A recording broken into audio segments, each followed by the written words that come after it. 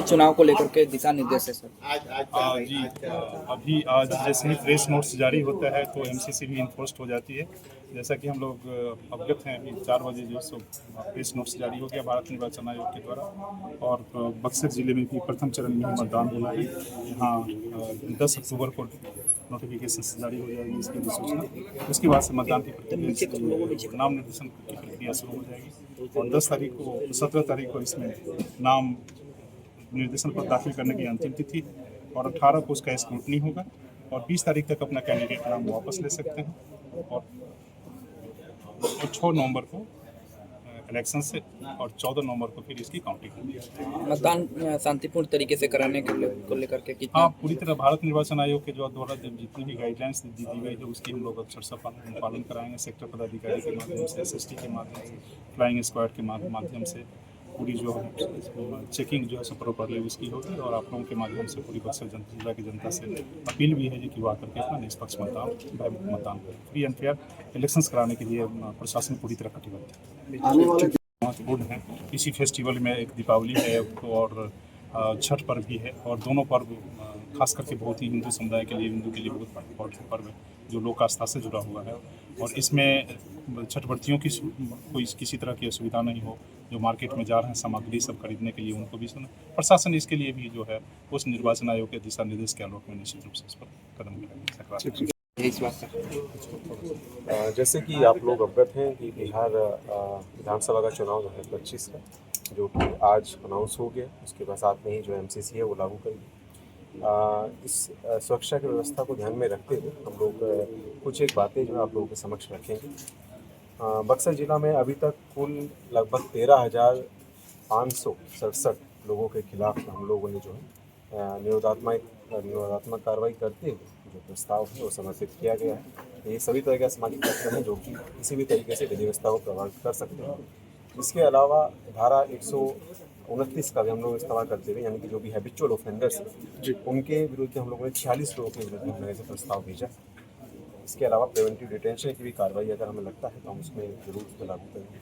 CC यानी कि इसमें आप एक्सटर्नमेंट या तड़ी पार भी बोलते हैं, उसमें हम लोगों ने 69 लोगों को हम लोगों ने अभी तक उनके खिलाफ प्रस्ताव भेजा गया है, जिसमें कि जो पेशेवर अपराधी और शराब माफिया सभी शामिल हैं।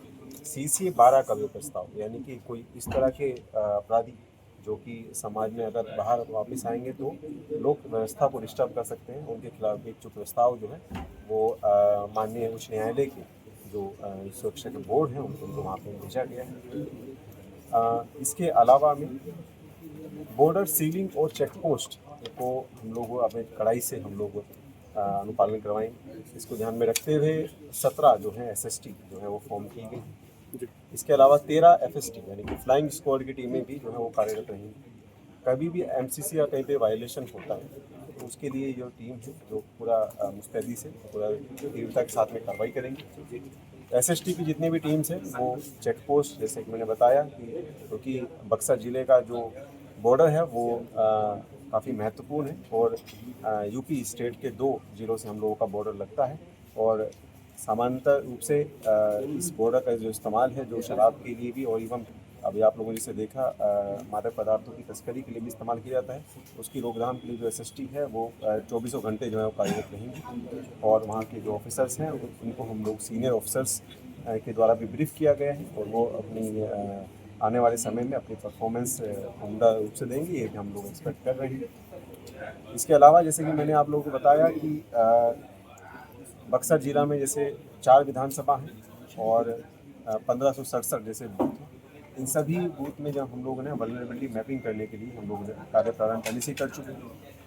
यहाँ पे हम लोग जो है सेक्टर ऑफिसर जो को भेज के द्वार पर जाके भी ये सुनिश्चित कर रहे हैं कि कहीं पे भी अगर किसी भी तरीके का तनाव हो, कोई भी परेशानी हो, पर पब्लिक को किसी भी स्थानीय व्यक्ति के द्वारा या फिर कोई बाहरी व्यक्ति के द्वारा परेशान किया जा रहा है, या फिर चुनाव को प्रभावित करने के दृष्टिकोण से उनको डराया धमकाया जा सकता है, तो वहाँ पर हम लोग की विशेष निगाह हम रहेगी। थोड़ी देखेंगे वो बूथ जो हम लोग के लिए एक्सक्लूसिव है, पास मिला कि नहीं, हम लोग विशेष निगाह रखते हैं चुनाव के दिन भी और चुनाव से 15-20 आदमी पहले है उसको इवन चुनाव के बाद में भी जब रिजल्ट आता है उसमें हम लोग ध्यान रखेंगे। तो मेरा जो आग्रह रहेगा पूरा बक्सर वासियों से वो ये स्पष्ट है कि अगर कहीं पे भी उनको कोई भी इस तरह का डर या लुभावना दिया जाता है तुरंत प्रशासन को सूचना देंगे और प्रशासन पूरा मुस्तैद पूरा जो चुनावी प्रक्रिया होगी जो आज से प्रारंभ हो चुकी है हम लोग चाहते हैं कि पूरा निष्पक्ष रूप से मुक्त वातावरण में हम संपन्न कराएं। चुनाव को प्रभावित करने के लिए पैसे का भी इस्तेमाल किया जाता है, उसको लेकर के पुलिस कितना सक्रिय है? जी देखिए